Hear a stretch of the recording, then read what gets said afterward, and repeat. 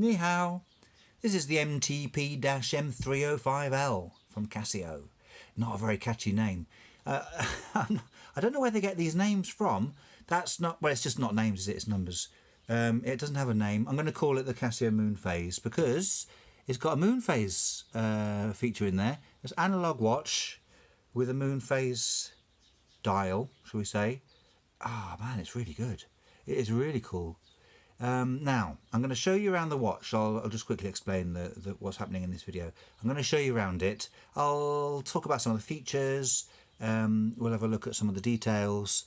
I'll try and give you some of the spec as best I know it. Now, as you've already noticed, this is a very shiny watch, very reflecty. So I apologise in advance for all the reflections that you'll be privy to as we go around this watch. Let's just gloss over that. Right, as I said at the beginning, this is the MTP-M305L. The L is this colourway, so it's black dial, gold accent, well, gold indices, gold hands, and this leather strap, which looks lovely. It is genuine leather. Well, it says genuine leather. I think it probably is genuine leather. It's not awesome. I've only put it on once and it's already started to crinkle. I would, if you're getting this one, do sort of anticipate getting yourself a new strap. Right, so that's the L model. We'll quickly show you this, the M version. That's I put that in another review, separate, but obviously they're the same watch, but different colourways. So this one has a grey dial and silver indices and hands. The case is the same. The strap though is completely different. So on this one you get the leather strap. On this you get a silver mesh strap, which is actually pretty good. Not just for Casio, it's just really quite nice. It's got this infinitely adjustable bit on the clasp. I like that feature of Casio, little hook. Anyway, that's a different review. So that's the L, that's the M. Sorry, hang on, let's get this right. M. I've just thought. I wonder whether M stands for mesh, L stands for leather. Anyway, that's what I'm going to think now. Right, I'm going to put the mesh away, and we're going to talk about the leather. Here we go. Let's get cracking. This would be, if I was a snazzy channel, this would be where I'd have a little bit of jingle, some snazzy graphics, but I haven't. Right, let's get into the little guided tour. Let's have a look at the dial. So, black, rectangular, gold, applied indices. Let's see if we can see these properly. I'm going to slant it so we can see into it. Right, so those indices are applied. They're not, obviously they're not gold, but the golden colour, they look great. Really, really good. So the 12 at the top, that's all there is for Arabic numerals. The rest are just indices, and they're applied as well, all the way around, so everywhere except at 3, which has, hang on, let's get the minute hand out of the way. Oh no, it does have a little dash of an index there at 3. Otherwise, nice long battens of index, applied gold. They're cool, aren't they? Then you've got these subdials at 9 and 3, and they've got gold rings around with little stubby gold hands. I'll go through those in a minute. Then there's the moon phase dial. It's not called a dial, is it? Anyway, the moon phase section at 6, just a cutout. Beneath that is painted. It's printed. Water resist 50 meters. Up at the top, Casio, again printed in sort of colour matching.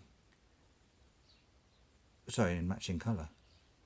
Colour matching paint, let's say. Down at right down at the bottom, it says, got something about Japan movement. Oh, there's a bit of fluff there. Japan movement. So Casio, Japanese company, but the intro I greeted you in Chinese because it's made in China, cased in China. So whilst we're here, let's have a look at the back. Casio, WR, so water resistant, 50 meters. That's not bad. The module number there is 3744. It's a bit misleading. There we go.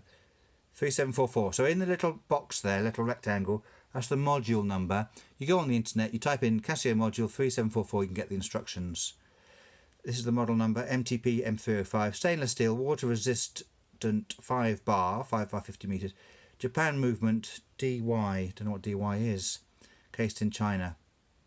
So that's a good case back, and it's not hinged, it's you pop it off, and so you'd need to take the strap off to access that little, can you see that little extra shape to the case back? Very fine jeweler's knife, and you'd pop that case back off. I'm not looking in there today, so if you're looking to see the movement, this is not the video for you. To be honest though, it's just quartz movement. Right, it's ticking away.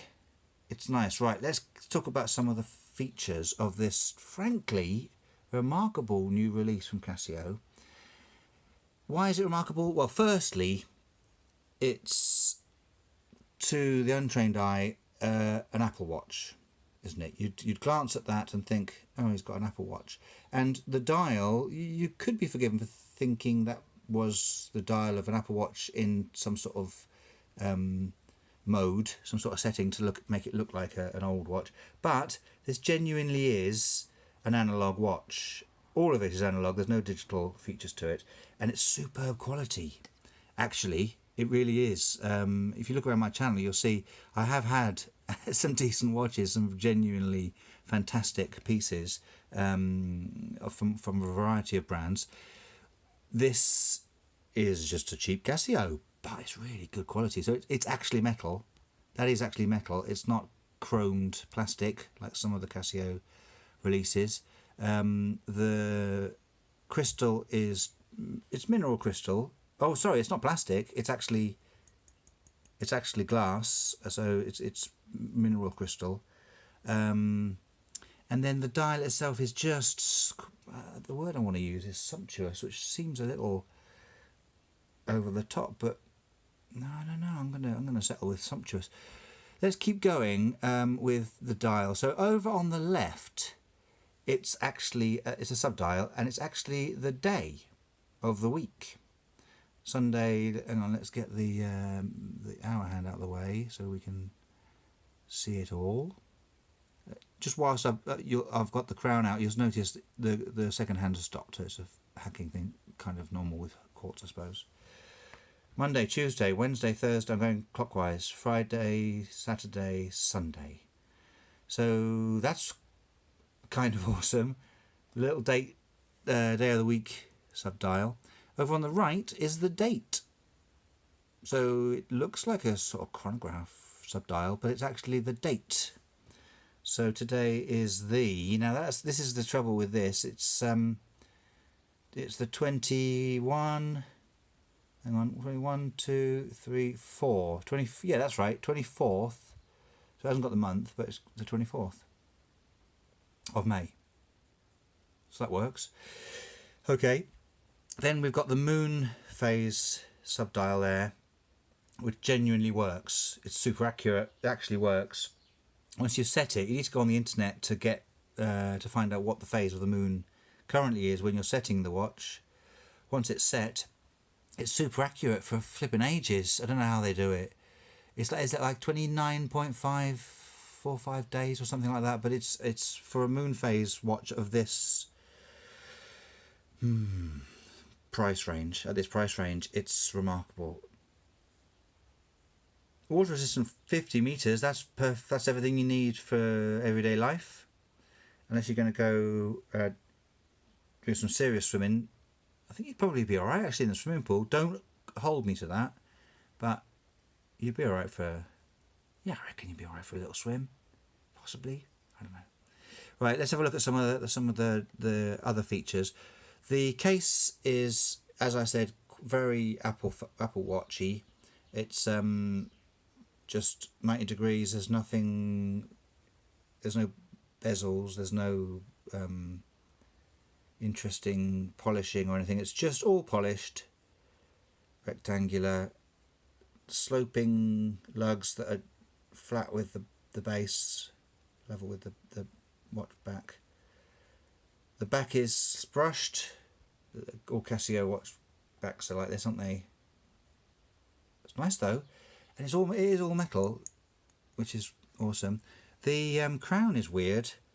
It's like a nut, the shape of it, kind of weird.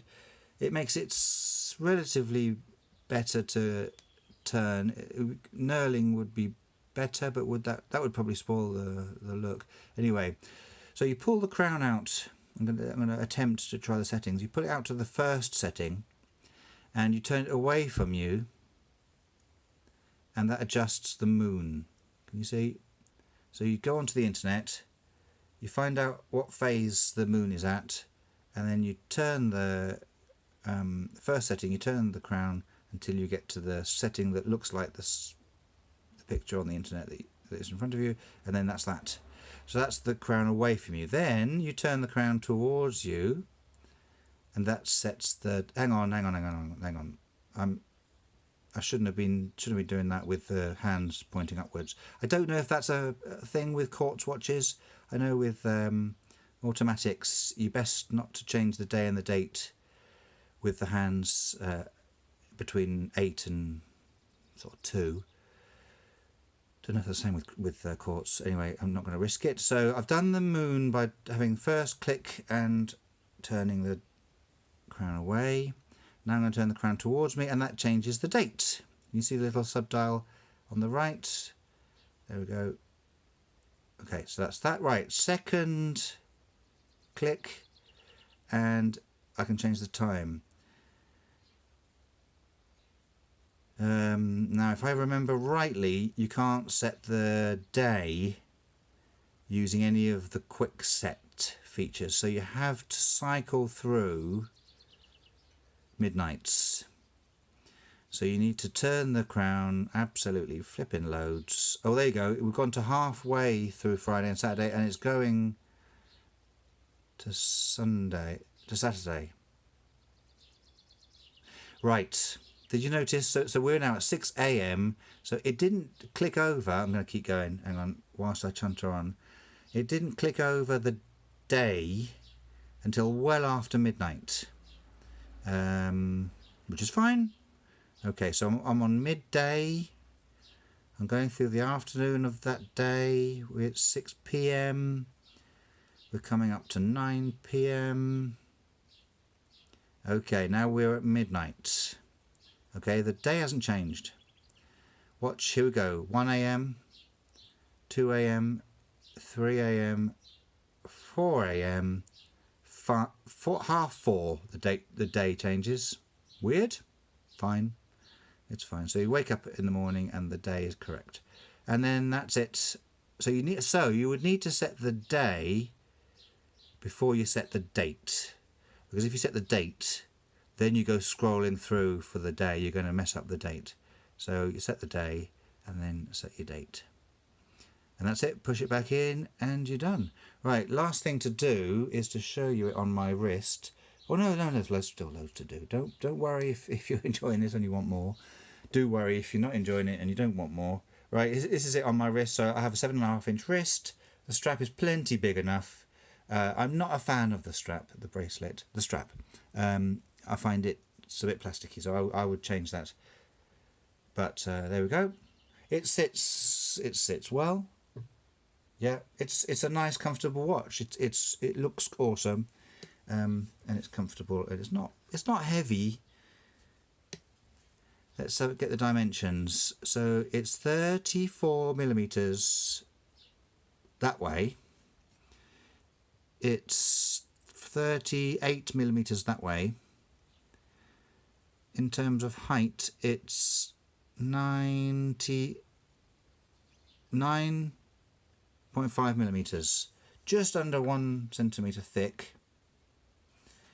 Lug to lug, it's quite stubby. It's quite a stubby fella. 44 millimeters lug to lug, and the lug width is 20 millimeters. It's just straightforward pins in there just to change the bracelet and the strap. So that is that. Just another word on this bracelet then, on this strap. It's, I mean, to the eye it's nice.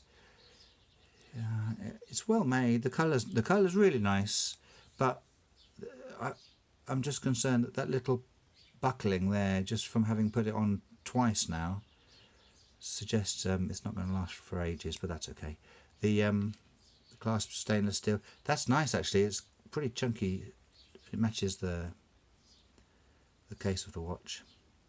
Right, there we go. So I've waffled on enough. I'm going to give it one last polish whilst I wrap up this video. I'm going to say thanks very much for watching. I really appreciate it. Have a little look around my channel. I do other watches. I also do knives and EDC stuff. A like would be cool. I know this video was a little bit rambly, but hey, that's kind of my style. Subscribe, that would be cool as well. Comments below. What do you reckon? What do you reckon? It's nice, isn't it? It's blurry. Hang on. There we go. Shiny. Reflecty. Nice though. I really like it. Okay. I shall leave it there. Thanks very much for watching. I really do appreciate it. I'll see you soon.